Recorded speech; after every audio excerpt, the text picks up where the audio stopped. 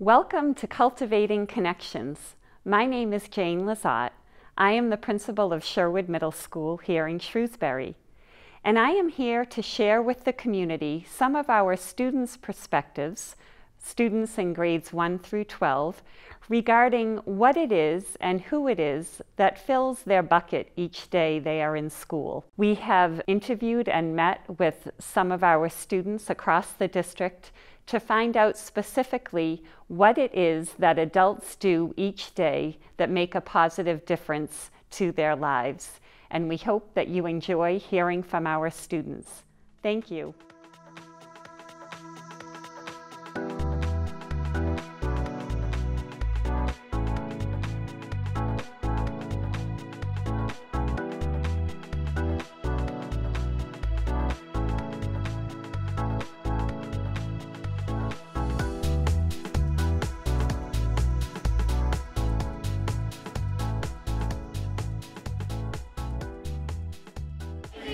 Today I didn't originally plan on doing this activity called 9 Colors, but the activity, the lesson of the day was reducing fractions, and I just gave a little check-in, and I would say almost all of the class already knew how to do it. So I have these activities on the side that I save problem-solving activities. So this one is from Jo Bowler. She's a professor of mathematics at Stanford University, and it's a website called UCubed, and she has tasks that are set up for teachers that we can go online and grab them. And this one in particular is just more of kind of like a hands-on. A lot of times the kids with their iPads, I like to get them working with manipulatives as much as I can, so this activity worked nicely. So they just have to, they don't really need any background knowledge per se, but they have to think about a pattern and what works, and it was an activity that was going to take longer than 10 minutes. So it's good that the kids have to stick with it, and they don't get it right at first, so it just sort of teaches them about you know, how to have perseverance when working through a math problem. Anyone can solve this problem. It's not always that the fastest, you know, student who's done first is the smartest in the class. I want to teach them that, you know, all of the kids have the ability to do math. So this is a good activity where everyone can participate and go, oh, it looks like somebody got it. Analyze? Okay. All right, I'll check.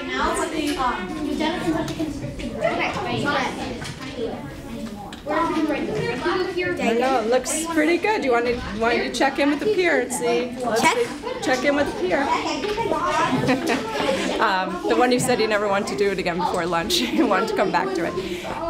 So anyway, so the activity is just a great way for the kids to work together, especially on a Friday, and kind of just give them something a little different from the everyday lesson that we have. That's good. Interesting. What?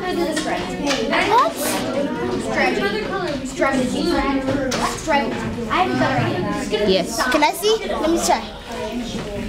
Check it. It's going to be a side One. So I need to know. Should I tell my strategy? I'm going to I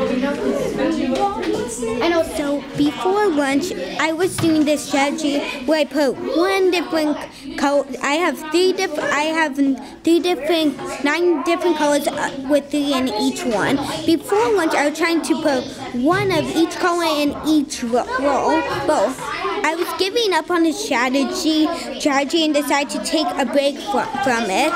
Later on, I tried it after lunch. It failed. Then I tried it again, and it finally worked. And I combined it with the column strategy. I put one in each column. How did that feel before lunch when you seemed pretty frustrated, Before lunch, right? at first I thought it was going to be easy. It seemed pretty easy. But then I realized it was really hard. So I got really frustrated, and I started giving up. You started to give up, but then you I even announced it. You did announce it, I quite remember. But then, how do you feel now after I feel really confident. Yeah, that's great. Are you able to maybe help out a friend or give them some hints? Yeah, if someone's having a lot of trouble, I'll help them out a little bit. That would be great. Congratulations. Solving. When I was doing it or when I finished? While you were doing it. Really mad. You're mad, frustrated, right? Yeah. Well, you stuck with it, and then tell us how you feel now that you've solved the problem. I feel really happy for myself. Okay. Good. And you said you didn't have a strategy, but you have to have some strategy. Well, I tried.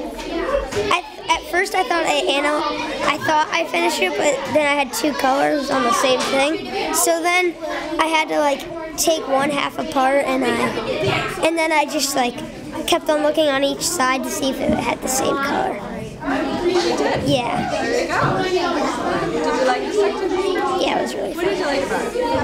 I like that it made you work really hard. You had to work hard, right? Yeah. About that when it was confusing. How did you feel when you were doing it? I feel really frustrated. You were frustrated, yeah. Is anyone else feeling frustrated by it?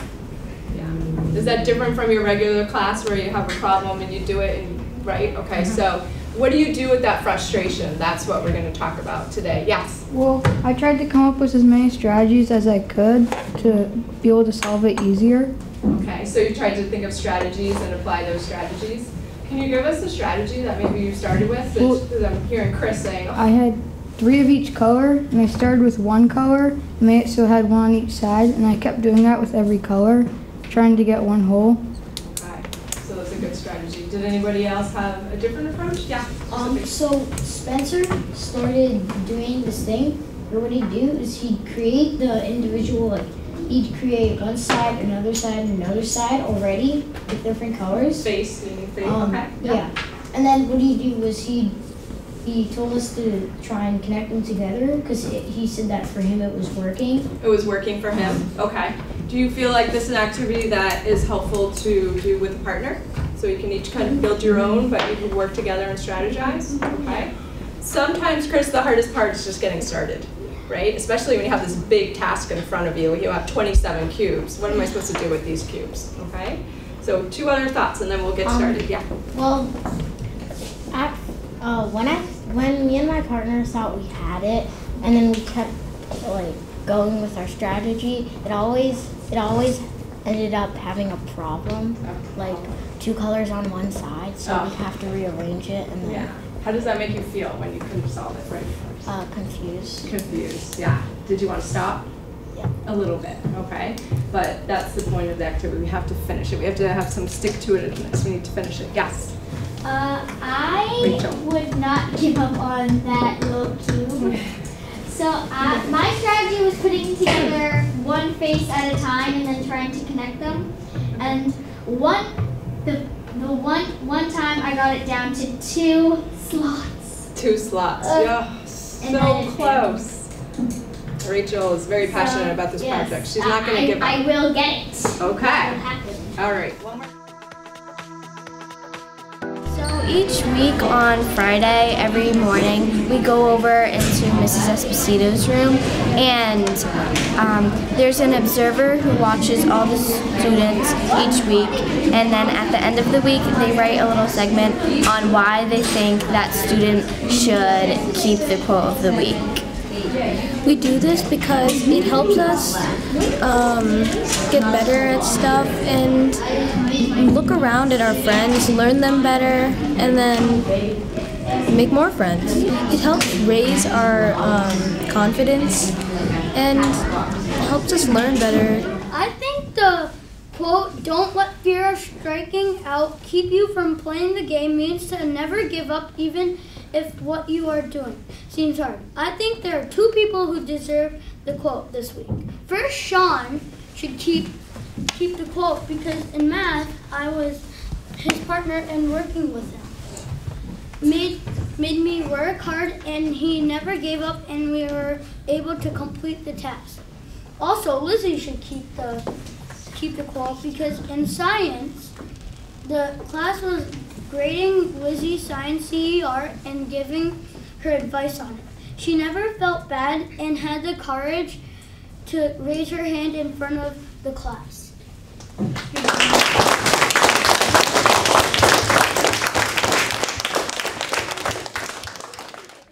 more round of applause for all.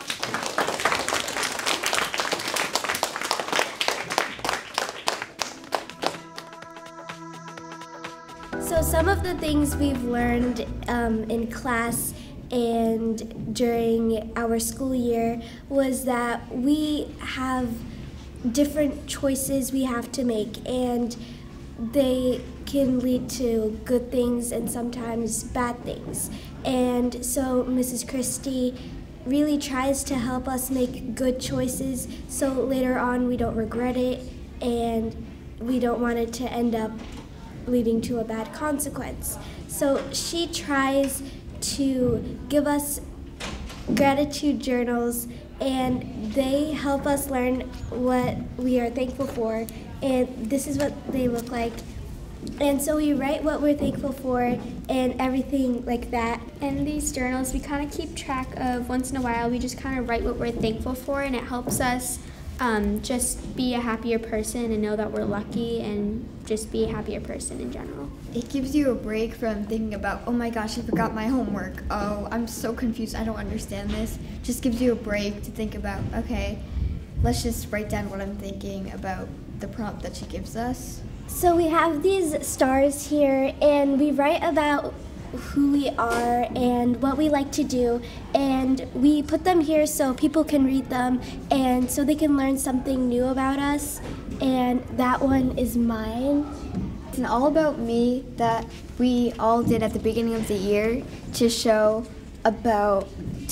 help each other learn about each other. And we picked a few topics. I picked my family, places I've traveled, and interests and hobbies. It helped us at the beginning of the year to be more confident and help interact with other students who might have the same activity or same hobby. We learned about each other and helped us connect with our classmates. One thing that I think really sticks out in our classroom is that our teachers always have a growth mindset, and it helps us students to have a growth mindset too. So sometimes there's a right and a wrong answer, but our teachers always try to encourage that all ideas are open and that you're never wrong, and that even if your answer is wrong, you still matter. And it really helps us to try to have a growth mindset too, and to always try our best even if we're not always right, that all ideas are important and special. So for example, this is a fixed mindset versus a growth mindset. So this, on the fixed mindset side, it says, I'll stick to what I know, either I'm good at it or not. And then the growth mindset says, I want to learn new things, I'm eager to take risks. So this is kind of showing how a growth mindset is better and how you're open to all ideas versus how a fixed mindset, you only want to do one thing even if you're good at it or not, where the growth mindset, you're open to all new things. Even if you're not good at it, you're going to try it and be open to it. To be a good learner, but to be happy and successful in school and out of school. Go ahead. Taking the extra mile, doing the extra thing. See, if you didn't finish a project, staying after school to finish that project. Yeah, you could always study for something if you need extra help, or when you have a quiz or something and you really want to get better at that subject, you should always try harder. Instead of going for the 3, you really want to do good, you want to go for the 4 and persevere through it. You just want to go above and beyond. You always get that extra credit. My parents definitely helped me get better, and my teachers, because my parents and teachers are always really supportive, and they'll stay after school if you need help on things, and parents will help you with homework if you're in trouble and help you study for tests. Yeah, like Dylan said, my parents really helped me complete a lot of things that I really want to do. For instance, my homework, I forgot to do it yesterday night. So my mom helped me do it this morning before I went to school. And also I play football, and I look out for all these good football players and see what I could do to get better. Like George said, my mom helps me with my homework if I need help, or studying to get the good grade. I have a soccer coach, and he told me that I'll never get better if I don't practice, and it just made me want to try harder and do my best. So today in class, my students were asked to think about some books that they've been reading, and I selected all of the books based on characters who are facing some kind of adversity, maybe diversity too, based on their family backgrounds or their time in history. Most of them are historical fiction. And I wanted them to read something that would feel real to them. They oftentimes relate with characters. Wanted them to think about the traits that they demonstrate to overcome adversity. And then oftentimes we try to do free writes or quick writes so that they can, without judgment, think about how they're feeling and connect to a voice that's true for them. And then we've been creating the Good Vibe Tribe all year, and we're trying to be our best selves. So we group up in a circle and we have a chance to share those thoughts and feelings that are more authentic and also connected to what we're learning in class. The reading that we're doing, the character traits are a standard that we're working on as a school. And when we're in our circle in our Good Vibe Tribe, we have certain rules that apply and cultures that are expected, and we can share our voice without fear of judgment, with a lot of support, and we can make goals for ourselves. So today they are gathering in that group after they do their quick write, connecting to the characters in the books, goals they have for themselves, and sharing what kind of values or character traits they want to embody based on their character in their book. I know that not everybody is going to want to share today, so we have an option when we're in our tribal circle about passing, right? Do you guys want, should we use the microphone? Let's pass the microphone. So let's imagine this is our tribal stone like from the beginning of the year, and when we pass it, whoever has it in their hand is the one who's speaking. So how are we going to treat that person? Respectfully, right. And will somebody else start talking while that person has the microphone? No. No. And what if they say something that we disagree with? Wait till they finish. You could wait till they finish, and sometimes you might clarify something that they say. I think it was Nitty at the beginning of the year. She said, I respectfully disagree, right? So we can respectfully disagree, but in this case, we're all sharing something that's true to us. So even if we have a little bit of a disagreement, we're sharing how we understand a story and how we want to learn from the story. So it's okay to disagree with them and still say like, yeah, it's a great idea, okay? We want to think of how to be our best selves going into T2 and how to be a really good vibe tribe, right? So I'm curious to see what you're learning from the characters in your books. Is there anybody who wants to start by sharing a little bit? All right. Oh goodness, this is great. Okay, so which direction should I go? Why don't we pass right over to Chris? I read this book called Rules. It's a really good book, and it's about a boy that has autism. Alright, so a life lesson that I learned in this book is to use your manners to school or someone's house, because you have to, and that is actually very kind to others. You always have to say thank you when someone actually gives something to you. Space where people use manners. Like if you came into the classroom and people were saying please and thank you and you're welcome and kind to you. So far I think you've been doing a really great job, especially at the start of the year. I heard a lot of really kind words, and that made me feel safe and happy here. So I wonder how many of you think maybe we could work a little bit more on having manners, since this is something obviously important to Chris, and it was a great part of the book. All right, so maybe that's something we can incorporate into our classroom. Thanks, Chris. So the life lesson I learned in my book is called All the Broken Pieces, and it's about this boy who came from Vietnam, and so there was a war between America and Vietnam back then, so then his mom cared about him so much, he loved him so much, he showed kindness, just like Chris says, she's kindness everywhere. His mom loved him so much, so she didn't want him to die, so she sent him to America to live with a family there. So what I've learned is that we should always keep going and just ignore what everybody else thinks about you and just be you. And so it says on the board, if you were to create a goal for yourself to be the strongest self you can be, what goal would you make? So my goal was to be, I would not want to be the strongest on the outside, but on the inside, I want to be the biggest I could possibly have, the biggest I could possibly can be, and show that, like, especially from this book, to show that the past does not have to affect be the person you are right now. And just because of friends, family, and everybody else, you can just be the person you are today, and you can still change. Thank you, Ben. Holy cow, that was another great lesson. Thank you, Ben, so much for sharing.